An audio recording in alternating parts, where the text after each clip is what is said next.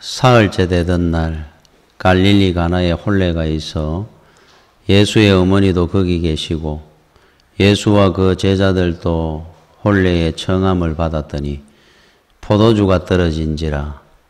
예수의 어머니가 예수에게 이르되 저들에게 포도주가 없다 하니 예수께서 이르시되 여자야 나와 무슨 상관이 있나이까?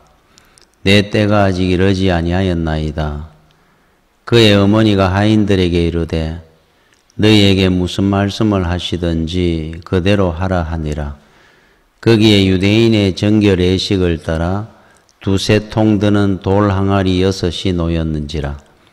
예수께서 그들에게 이르시되 항아리에 물을 채우라 하신즉 아기까지 채우니 이제는 떠서 연회장에게 갖다 주라 하시매 갖다 주었더니 연회장은 물로 된 포도주를 맛보고도 어디서 났는지 알지 못하되 물 떠온 하인들은 알더라.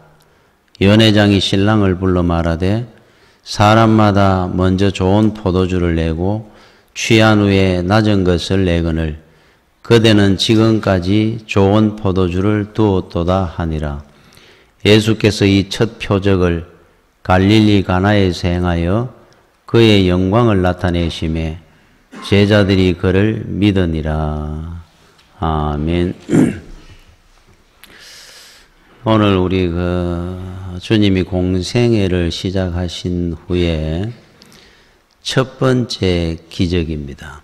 첫 번째 행하신 기적이 가나 혼인잔치에 물로 포도주를 만든 기적의 역사입니다. 우리 여기 보면은 전체적으로 그 상황에 대해서 기록을 해놨는데 9절에 이런 말씀이 나옵니다. 연회장은 물로 된 포도주를 맛보고 어디서 났는지 알지 못하되.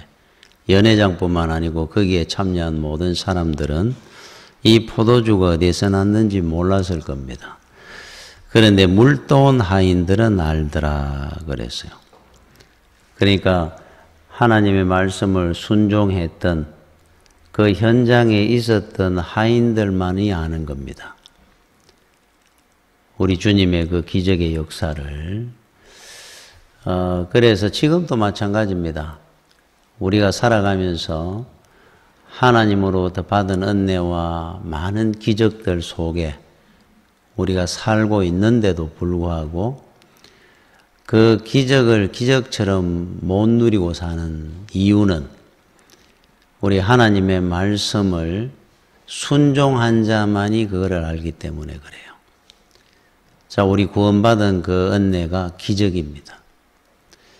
오늘 우리가 가지고 누리고 있는 이 행복과 가정과 모든 것들이 주가 주신 은혜요 기적인데 이거를 말씀 안에 살지 아니하면은 이거를 기적인 줄 모르고 감사할 줄을 모르고 삽니다.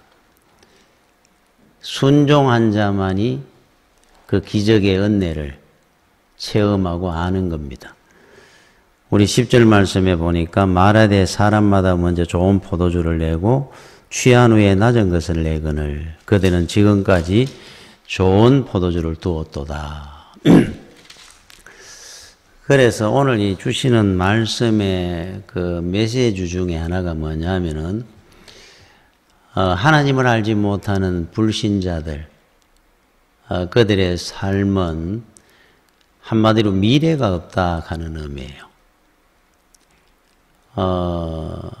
전부 잔치집처럼 흥청거리고 신이 나서 이렇게 살고 있는 듯 하지만은 그 잔치는 금방 깨어지고 늘 포도주는 떨어지게 돼 있고 그래서 이 세상에 하나님을 알지 못하는 모든 사람들은 그 삶 속에 미래가 없다는 겁니다.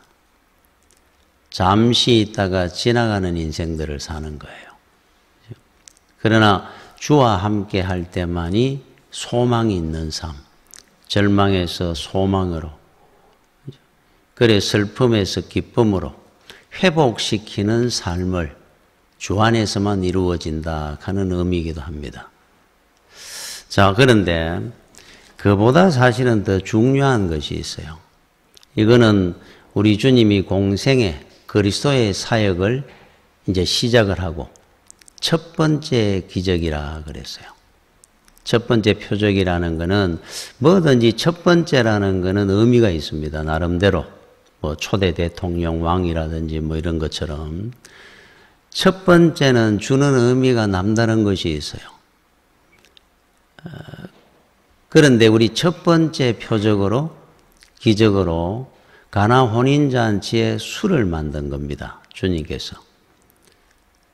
그러면은 우리는 흔히 이제 이 기적을 생각할 때 물로 포도주를 만든 기적.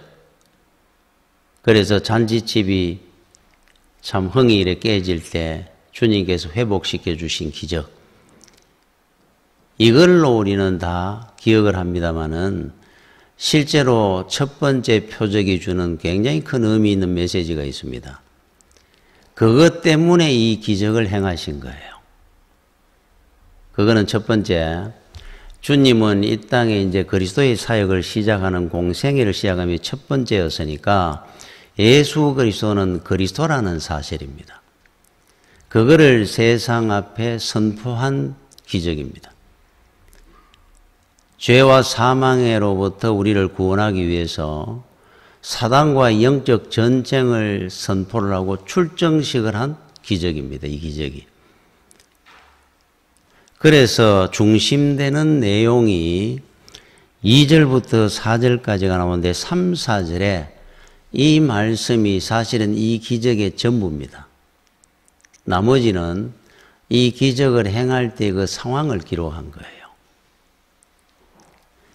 마리아의 어머니 마리아의 그와 예수님과의 대화, 이 두 마디의 말 속에 이 모든 기적의 큰 메시지가 다 들어 있습니다.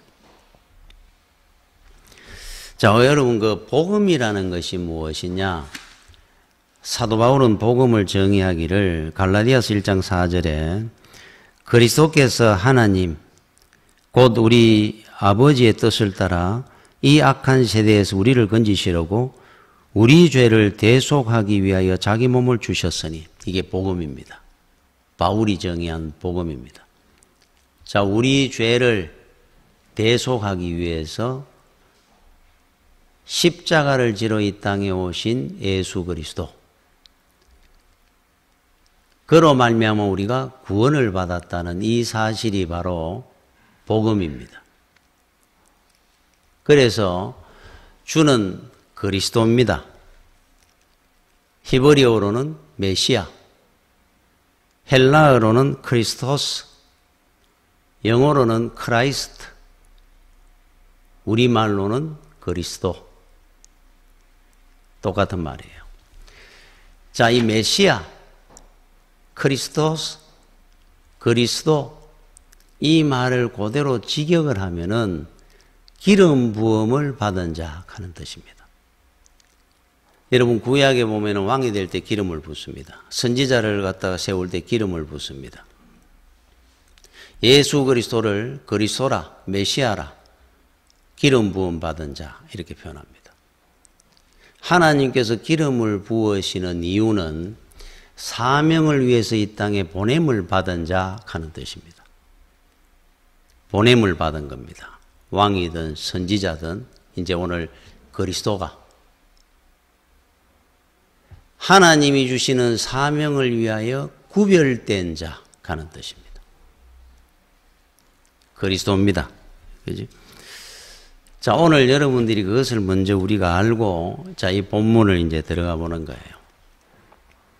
자, 왜 술로 시작을 했느냐? 오늘 2절, 4절에 제가 읽어보겠습니다. 예수와 그 제자들도 혼례의 청함을 받았더니 포도주가 떨어진지라 예수의 어머니가 예수에게 이르되 저들에게 포도주가 없다 하니 예수께서 이르시되 여자여 나와 무슨 상관이 있나이까? 내 때가 아직 이르지 아니하였나이다. 여기 전부입니다. 이거를 위해서 이 기적의 역사를 일으킨 겁니다. 첫 번째 이적입니다. 자, 혼례를 가나온인 잔치 집에 초청을 받아서 갔더니만은 포도주가 떨어졌다 그럽니다. 이제 분위기가 다 망칠 상황이 되었어요. 그때 어머니 마리아가 우리 주님에게 이 집에 포도주가 떨어졌다고 합니다.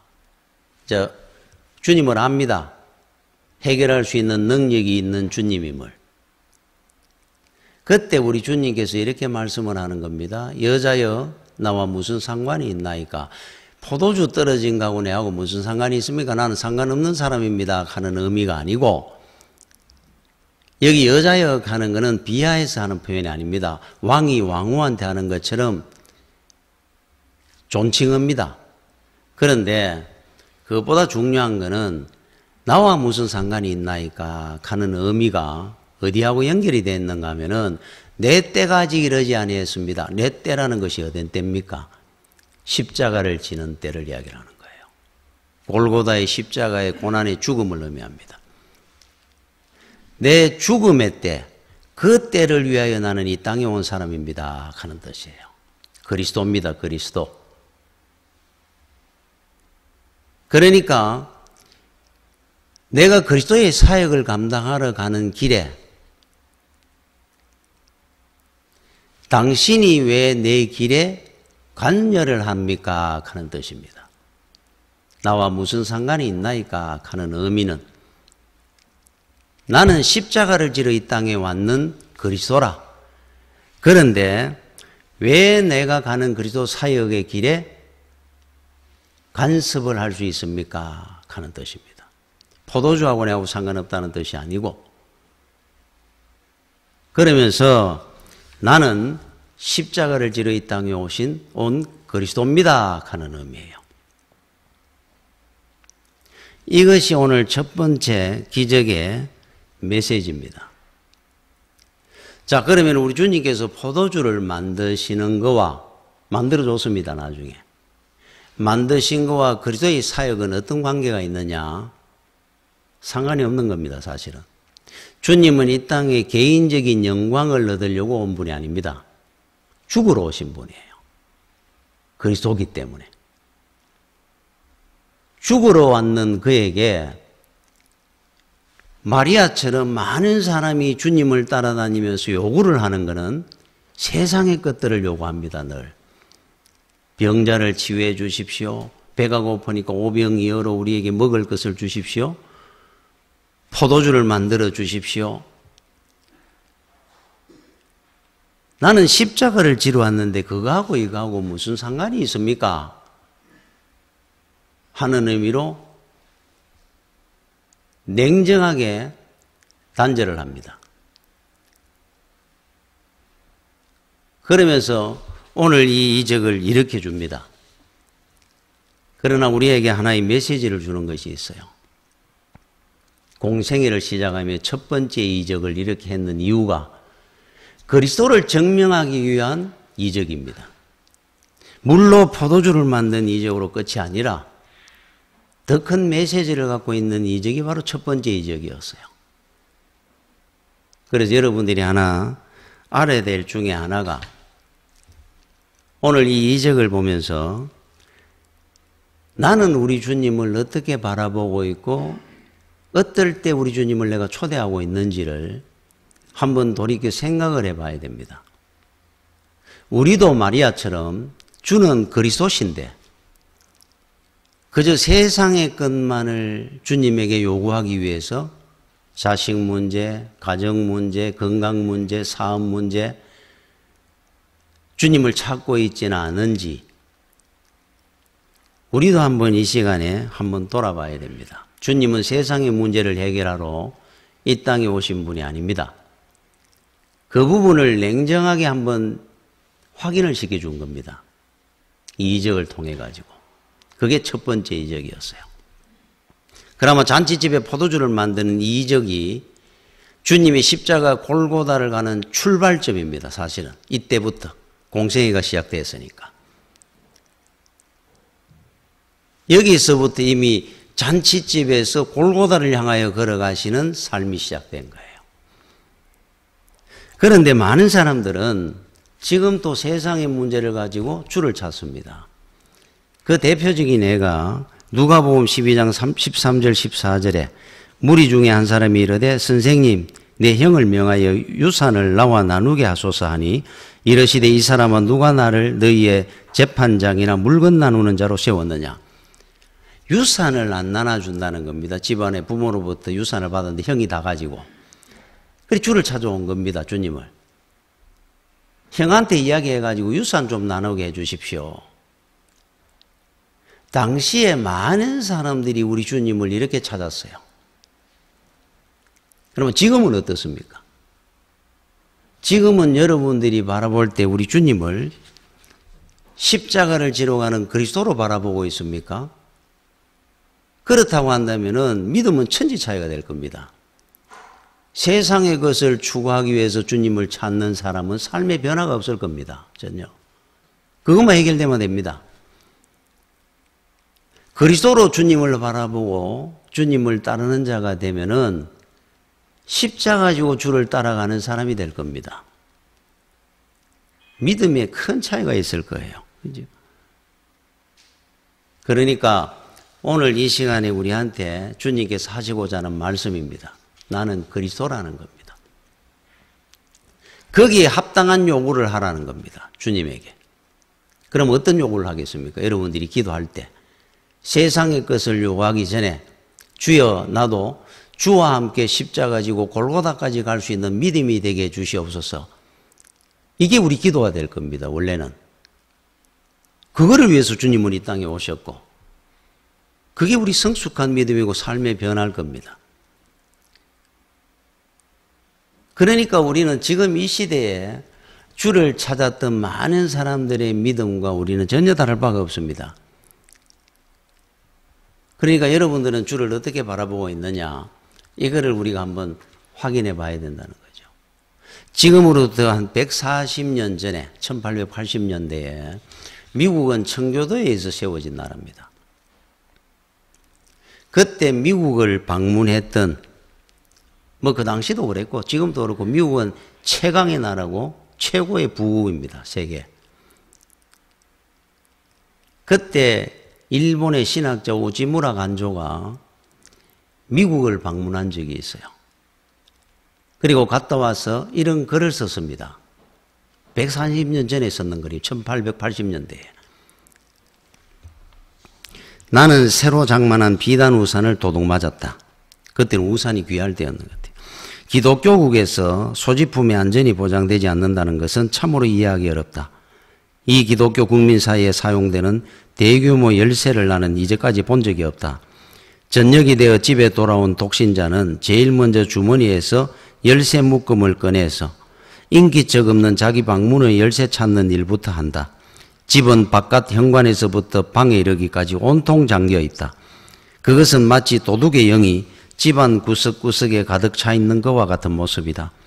돌로 지은 지하실과 철로 만든 금고를 필요로 하고 사나운 개와 경관들이 지키지 않으면 안 되는 이것이 과연 기독교 문명이라는 것이냐. 그러나 그것보다 더 이해할 수 없는 것은 이 기독교 나라에 가득 차 있는 무서운 인종차별이다.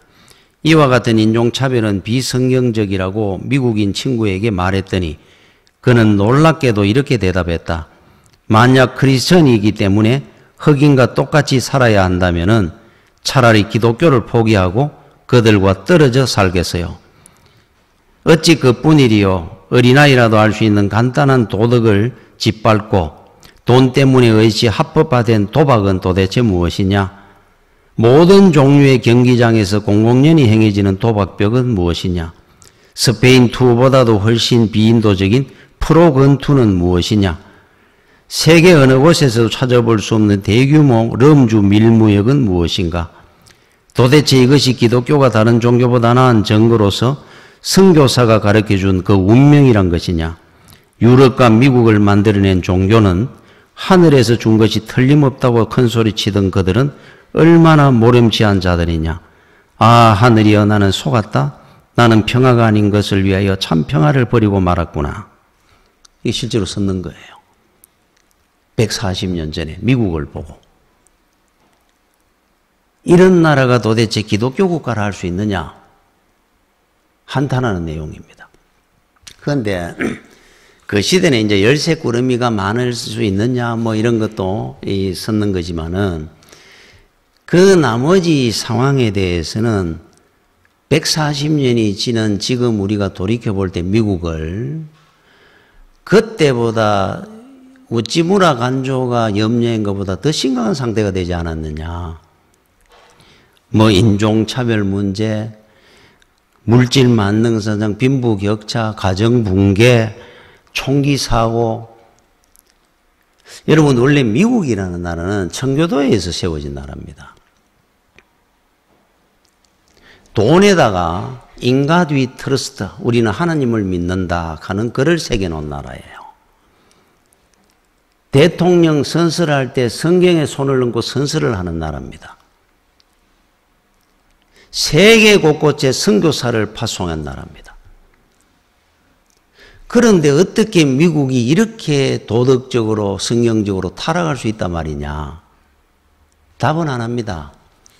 물질이 하나님이 돼서 그런 겁니다. 그들이 물질 만능주의가 되다 보니까 하나님만 없고 하나님은 없고 물질만 존재하니까 영적으로 피폐하고 중증 환자가 되어버린 거예요. 이거는 나라만 이렇게 했습니까? 미국만 이렇게 했어요? 우리도 마찬가지가 될 겁니다.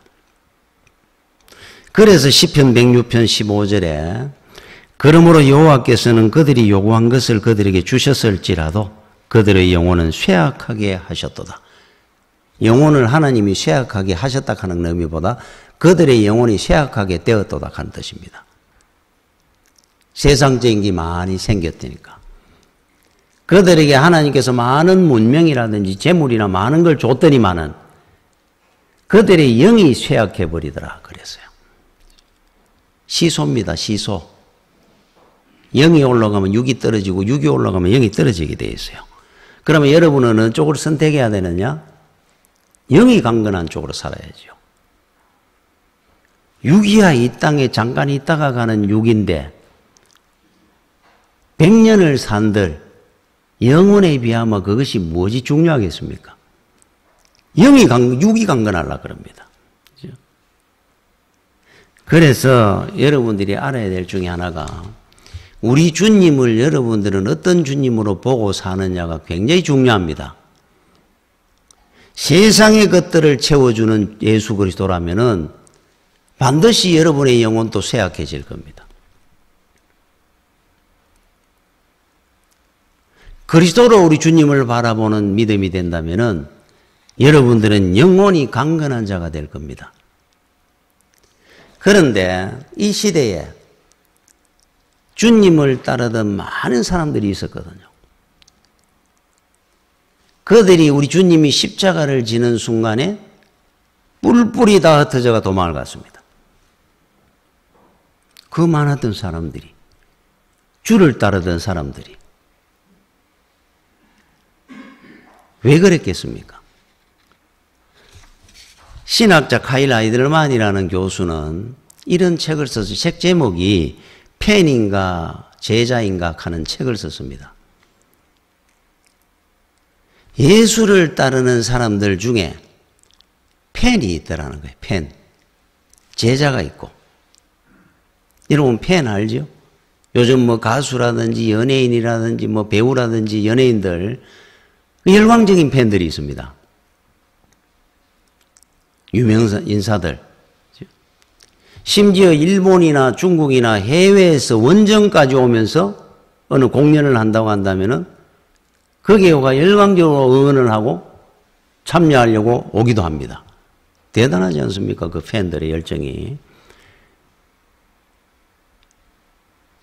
그런데 이 팬의 열정이라는 것은 헌신이 생명이 없습니다.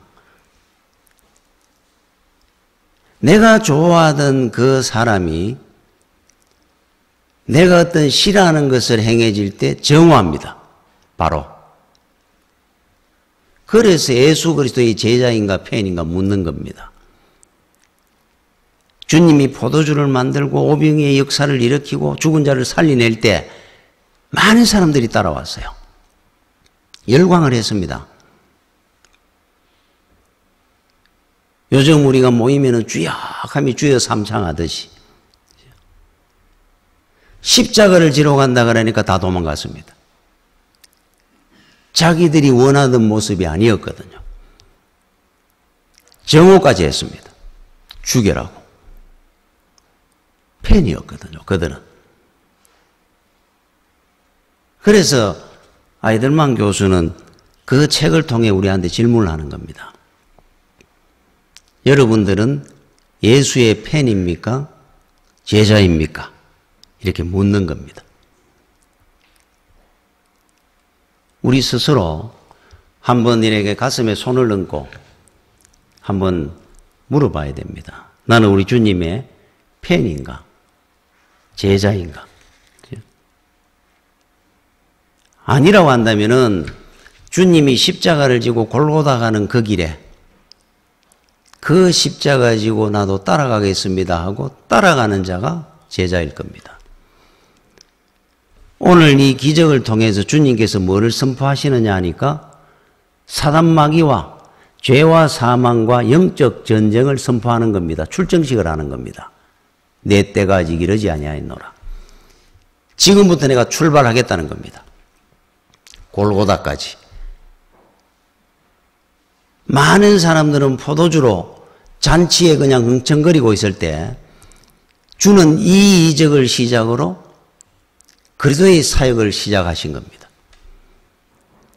자, 그렇다고 한다면은 여러분들은 우리 주님을 만났을 때 그 잔치집 같은 그 기쁨, 만족, 은혜, 감사가 충만했을 때가 있을 거예요. 거기에 머물러 있다고 한다면은 팬입니다. 아직도. 주와 함께 골고다를 향하여 출발하는 자가 돼야 됩니다. 이제부터. 언제까지 잔치집에 우리가 머물러 있겠습니까? 영적 전쟁입니다. 자, 그래서 알아야 될 중에 하나가 믿음의 길이라는 건 뭐냐? 영적 전쟁입니다. 심각한 겁니다. 캠핑 가듯이 유랑 가듯이 신앙생활 하는 게 아니고 여러분의 신앙의 길의 출발은 영적 전쟁의 시작입니다. 전쟁입니다. 사단 마귀와의. 지마 다 읽습니다. 전쟁을 할 때 여러분 전쟁에서 패전을 한다는 것은 옛날로 말하면 다 온 집안이 가족이 다 노예가 됩니다. 다 죽습니다. 부모, 형제고 가족이고. 지면 안 되는 것이 전쟁입니다. 저도 되고 이길 수 되고 이런 게 아닙니다. 여러분 6.25 동란 때 불렀던 여러분 군가 봐서 군가? 요즘 군가는 거기에 되면은 군가 같지도 않은 것 같아요. 그때는 전시회니까. 군가도 완전히 전투입니다. 전투. 전우의 시체를 넘고 앞으로 낙동강아 잘 있거라 우리는 전진한다. 원한이 피에 맺힌 적군을 무찌르고서 꽃잎처럼 사라져간 전우야 잘 자라. 처참하잖아요. 전우가 쓰러져가 죽어있는 그거를 돌볼 틈도 없고 안타까운 마음을 돌이킬 시간이 없습니다. 승리가 먼저니까 넘고 건너가는 겁니다. 우리도 군가 있지 않습니까? 그리스도의 군병으로서 나가세 주 예수만을 위하여 목숨까지도 바치고 싸움터로 나가세. 많은 우리 믿음의 선조들이 정말 이 군가를 부르면서 승리의 길을 달렸죠. 패전했는 사람이 없습니다. 우리는 여러분들이 알아야 될 것이 믿음의 길이라는 것은 영적 전쟁의 길입니다. 여러분이 믿음의 삶을 바꿔야 됩니다. 사고를. 나중에 우리 하나님 앞에 갔을 때 뭐라고 말을 할 것 같아요?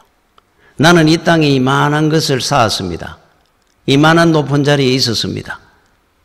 그거를 여러분들이 자랑이고 영광이 될 것 같습니까? 부끄러움이 될 겁니다.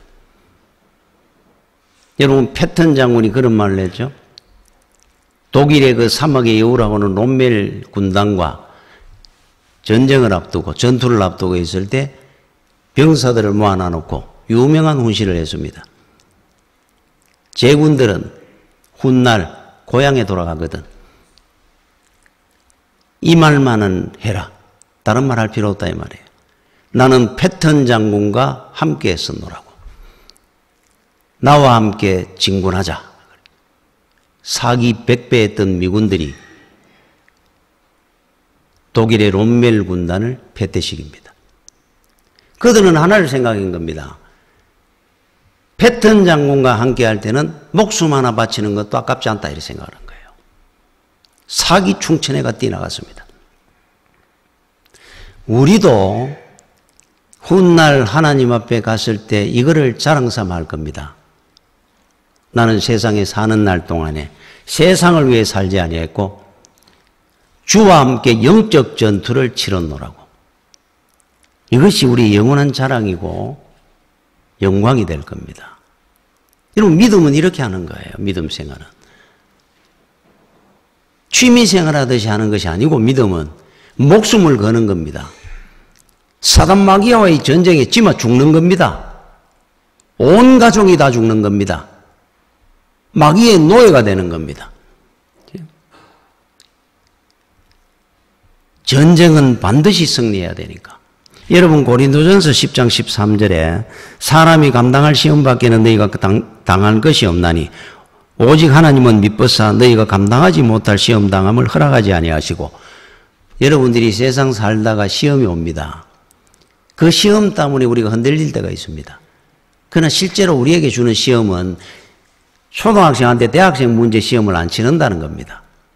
합당한 시험을 우리한테 주신다는 거예요. 그것도 훈련입니다. 그런데 혹시 내가 감당할 수 없는 큰 시험이 있다. 그럴 때를 뒤에 써놨습니다. 시험 당할 즈음에 또한 이 시험 당함을 허락하지 아니하시고 시험 당할 즈음에 또한 피할 길을 내사 너희로 능히 감당하게 하신다. 피할 길을 내주신다 그래요. 여러분, 여기 피할 길이라는 게 굉장히 중요한 단어입니다. 여러분들이 믿음 생활하다가 시험 당할 일이 생깁니다. 그런데 이 시험은 우리한테 주어지는 모든 시험은 우리가 감당할 수 있는 시험을 주신다 그래요. 근데 도저히 내가 버거운 시험이 있다. 감당하기 어려운. 그럴 때는 하나님께서 건물마다 비상구 만들어 나가 피할 길을 만들어 놓는 것처럼 피할 길을 열어주신다는 겁니다. 여러분, 피할 길이라 그러면 어떤 의식을 갖고 있습니까? 아, 이 큰 시험이 있으니까 내가 힘겨워하니까 하나님께서 이 피할 길을, 이 시험을 비켜가도록 막아주시고 하나님께서 이기도록 도와주시고, 여러분들은 이렇게 생각하죠. 그게 우리가 피할 길이라 생각하잖아요. 이 시험을 비켜가도록 해주시는 것처럼. 그렇지 않습니다. 여기서 피할 길이라는 것은 다른 의미의 피할 길이에요. 여러분, 에스더가 죽으면 죽으리라고 아수에로 왕 앞에 가서 죽었습니까? 살았습니다.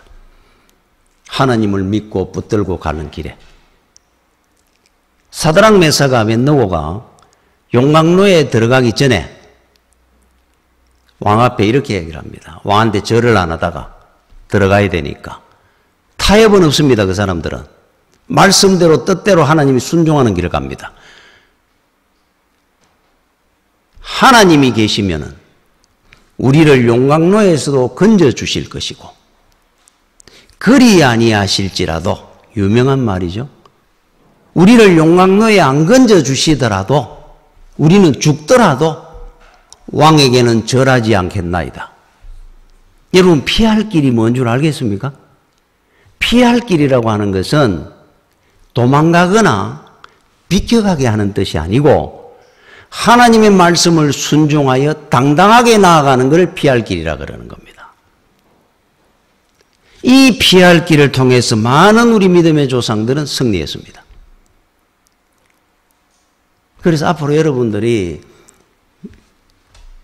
신앙생활 하다가 시험이 오거든 여러분 힘으로 이겨내는 겁니다. 첫째. 혹시라도 내 힘에 버겁거든 하나님이 주신 피할 길을 찾으십시오. 말씀을 갖고 믿음으로 떨고 나가는 겁니다. 그 길 외에 다른 길은 없습니다. 그 길을 가서 보면은 바로 이 길이 내가 사는 길이었구나, 피할 길이었구나 하는 걸 여러분이 깨달을 때가 올 겁니다. 도망가는 것이 피하는 것이 아니고 말씀을 순종하는 길이 바로 피할 길입니다. 그런데 성도가 가장 비참할 때가 언제인 줄 압니까? 도망갈 때입니다. 세상과 타협할 때입니다. 피해가려고 할 때입니다. 여러분 마가복음 14장 51절 52절에 부끄러운 한 청년 이야기가 나옵니다. 한 청년이 벗은 몸에 배 호디부를 두르고 예수를 따라가다가 무리에게 잡힘에 배 호디부를 버리고 벗은 몸으로 도망하니라. 성경에 이런 두 절의 기사를 기록해 놨습니다. 뭐 하려고 이런 이야기를 기록을 해 놨을까? 자, 예수님과 함께 있던 자리에서 따라갑니다. 주가 지나간다 그러고 붙들려 간다는 소리를 들었어요. 집에 있다가 주님이 잡혀간다 그러니까 어떻게 되나 보려고 옷을 벗고 집에 있다가 뛰어 갑자기 나가느라고 집에 있는 호디부를 하나 두르고 따라간 겁니다. 주님을 멀찌감치 보면서 어떻게 되나 보려고 따라가고 있는데 어떤 한 사람이 니도 저 사람하고 같은 파잖아. 니도 저 예수 따라다닌 사람 아니야? 호디부를 잡더라는 겁니다. 옷 잡듯이.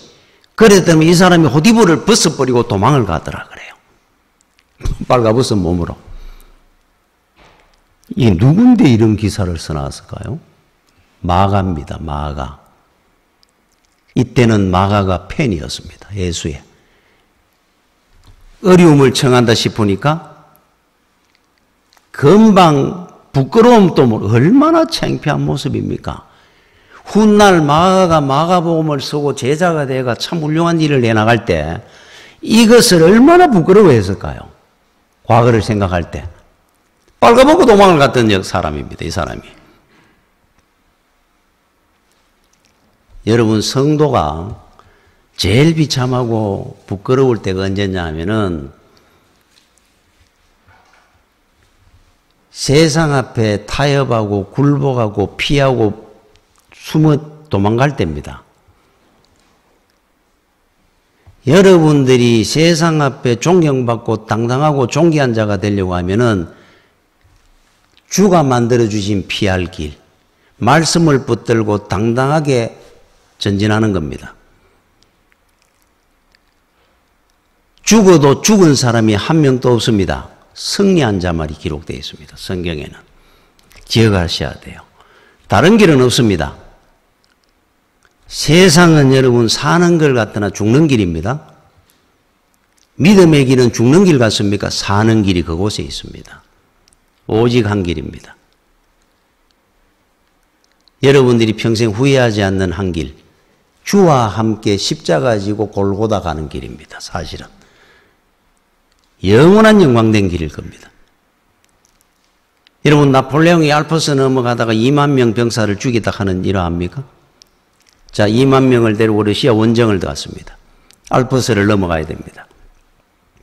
한 몽우리에 올라가는데 1010만 고 끝에 그 추위에 병사들을 끌고 봉우리까지 올라갔습니다. 꼭대기까지 알프스에. 다 올라가 가지고는 망원경을 보고 나폴레옹의 앞을 쳐다봅니다. 양사방팔방을. 보더미만 돌아서 하는 말이 이 길이 아닌 것 같아. 하는 바람에 10,000명이 졸도해가 죽었답니다. 또 내려왔습니다. 옆에 봉우리로 올라갔습니다. 악전고투하며 죽느냐 사느냐 감이 또 올라갔습니다. 다시 망원경을 보고 이래 보더니만은 아까 그 길이 맞는 것 같아 하는 바람에 또 10,000명이 죽었답니다. 여러분 인생을 사는 겁니다. 이 길 저 길 찾아다니마. 오직 한 길입니다. 주와 함께 가는 길 외에는 여러분들이 나중에 분명히 내가 살아온 이 길이 아닌 것 같아. 돌아가지도 못합니다. 인생은. 영원히 후회하는 길을 갈 겁니다.